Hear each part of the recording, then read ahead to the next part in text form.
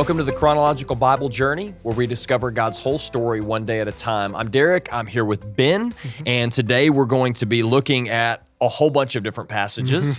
And so I won't read every single one of those, but hopefully people have either done their reading, Ben, or they're getting ready to. It's day 159, so Ben, take it away. All right. Well, in today's readings, Derek, we walk through two major events in the life of Israel. First, we read the final written words of King Solomon. We finish up the book of Ecclesiastes today. And then second, we step into the divided kingdom. This is a sad and destructive time in Israel's history, but we're going to kind of step into that day. So we're beginning a new era today. At times, Ecclesiastes can be a little depressing, if you don't mind me saying. You know, you kind of walk through Solomon and you see him at the end of his life, coming to the end of himself, believing that everything that he's lived for is meaningless. And in a Solomon, we see the wisest man, the wealthiest man the world has ever known other than Jesus Christ, you know, and near the end of his life, he summarizes it by saying, meaningless. All the Lord has given this great king, and he declares it as meaningless. Solomon allowed his heart to be turned from the Lord. Do me a favor to remind us from a previous reading, Derek. Would you read 1 Kings 11:4? Yes. For when Solomon was old, his wives turned his heart away after other gods, and his heart was not wholly devoted to the Lord his God, as the heart of David his father had been. This is why Solomon had fallen into deep despair. He no longer fully devoted his heart to the one true God. Yet, though throughout Ecclesiastes we see glimpses of good in Solomon, in fact, I would say he saved the best for the last. As we think about this idea of wholly devoted, my mind goes to the book of James. It says a double-minded man is unstable in all of his ways. Right. When we go between a wholly devoted heart or a partially devoted heart to the Lord, we are unstable. We fall where we shouldn't fall, and we walk into sin or temptation in ways that we shouldn't. And we see that happen in Solomon's life as he walks through and becomes double-minded in his pursuit of God. He becomes wholly unstable. Verse 13 of the chapter 12 says, the whole story, here is now my final conclusion. He's summing it all up. I love it. He says, fear God and obey his commands, for this is everyone's duty. God will judge us for everything we do, including every secret thing, whether good or bad. We have in these final two verses the summary, the concluding thought of Solomon. And I believe in many ways he redeemed a lot of the despair that we faced as we read throughout some of Ecclesiastes. I love what the NASB, the New American Standard, says. He says, the conclusion when all has been heard is fear God and keep his commandments, because this applies to every person. So if it applies to every person, what does that mean? It applies to everybody. It's kind of like that all means all the time. Well, every person means every person. So that means that the command and the advice that Solomon is giving, fear God and keep his commands, applies to you and me, everyone that has ever lived on the face of the earth. It says, for God will bring every act of judgment, everything which is hidden, whether it is good or evil. You know what's sad is that here we come to the end of Solomon's life. He's had everything that anybody could even, more than you could even fathom having. Right. And the advice he's giving us is the same advice King David gave him on David's deathbed. Because he told him to follow the commands of the Lord.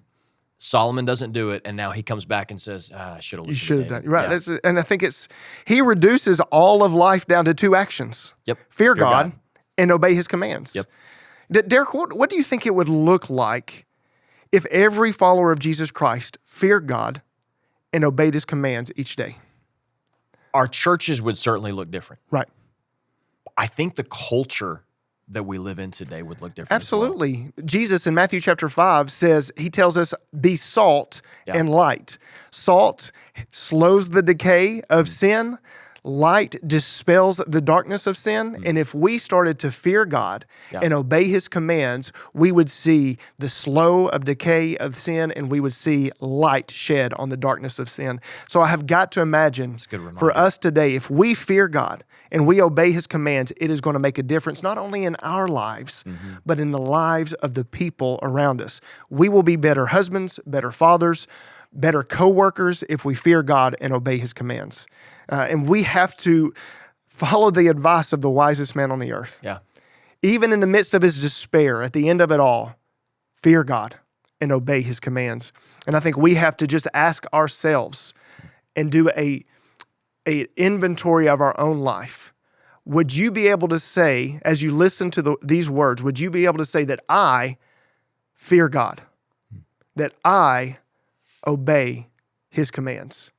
Take a moment, maybe push pause on this podcast and just write that out and contemplate your walk with Christ right now. Are you fearing him? Are you obeying him? If not, you may end up in despair like Solomon. So that is the end of Solomon's life. And we know that what comes next in the life of Israel, because of Solomon's straying away from God, something bad happens. Derek, do me a favor. Read 1 Kings 11, verses 9 through 13. Now the Lord was angry with Solomon because his heart was turned away from the Lord, the God of Israel, who had appeared to him twice and commanded him concerning this thing, that he should not go after other gods, but he did not observe what the Lord had commanded. So the Lord said to Solomon, because you have done this, and you have not kept my covenant and my statutes, which I have commanded you, I will surely tear the kingdom from you and will give it to your servant. Nevertheless, I will not do it in your days for the sake of your father David, but I will tear it out of the hand of your son. However, I will not tear away all the kingdom, but I will give one tribe to your son for the sake of my servant David and for the sake of Jerusalem, which I have chosen. So what we see is God telling Solomon, there's a consequence for your sin. Yep. And the consequence is the kingdom will be ripped from you, your descendants. After Solomon's death, Jeroboam, who is a rebel, returns from Israel. In previous readings, we see that he fled away from Israel because Solomon was seeking to kill him because he knew that this was going to be the guy that would help take the kingdom away. And his leaders approached Solomon's son, Rehoboam, and they say, will you lighten our burden of hard labor? Will you lighten our heavy taxes that Solomon had imposed upon the people? Now, Rehoboam says, hey, I'm going to take 3 days. I'm going to think about your request. He goes and he gets counsel. He goes to the wise counselors, and the wise counselors, I think, give him some pretty good advice. If you do this thing, they will follow after you for the remaining of your life. And then he rejects that wise counsel and listens to the counsel of people that are his age. I think there's a lesson here. We might need to listen to people that are older than us from time to time. Those young counselors say, no, you make it even harder on them. You tell them that you're going to make their burdens heavier, give them more to do. Solomon whipped you with a whip. I'm going to whip you with scorpions, is what the scripture says. And because of that, the 10 northern tribes of Israel separate. They make Jeroboam their ruler, their king. And then Rehoboam is left with Judah and the tribe of Benjamin. So we see the divided kingdom start right here. And in the midst of that, a civil war begins to break out. But a prophet comes and says, a word from the Lord, do not fight against your relatives, the Israelites. Go back home, for what has happened is my doing. God reminds him that this is my doing. And Jeroboam, after he steps into this kingdom, he immediately leads the people to idol worship. He creates 2 golden calves, one up in the north, one up in the south, and he did this out of fear because he did not want the people to go back to Jerusalem like they were commanded to do and worship God and have their hearts turned back to Rehoboam. So he immediately instituted idol worship, which was directly against what God had told him, that if you follow after me, I will bless you and give you an enduring kingdom, an enduring dynasty. But yet he rejected that out of fear. And so we see that as that happens, Levites and other followers of God, they basically immigrate from the northern tribes to the southern tribes to where they can freely worship God. We see two things to end this reading. We see a person in Jeroboam, he allowed fear to rule over his faith, and he went away from God.